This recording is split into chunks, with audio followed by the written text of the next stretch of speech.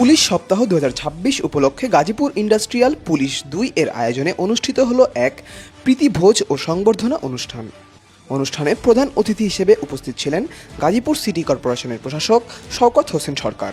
অনুষ্ঠানে সভাপতিত্ব করেন ইন্ডাস্ট্রিয়াল পুলিশ 2 গাজীপুরের পুলিশ সুপার মোহাম্মদ আমজাদ হোসেন।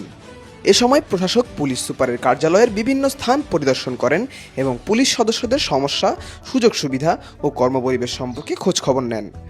কিছু গুরুত্বপূর্ণ রাস্তা সংস্কারের আবেদনের প্রেক্ষিতে দ্রুত প্রয়োজনীয় ব্যবস্থা গ্রহণের আশ্বাস দেন তিনি। অনুষ্ঠানে industrial police super Mohammad Amjad Hossain প্রশাসককে পুলিশ বান্ধব নেতা হিসেবে উল্লেখ করেন। এছাড়া আইজিপি সিইউপি ক্রিকেট চ্যাম্পিয়নশিপ 2025-26 টুর্নামেন্টের চ্যাম্পিয়ন দলকে ফুল দিয়ে সংবর্ধনা প্রদান করেন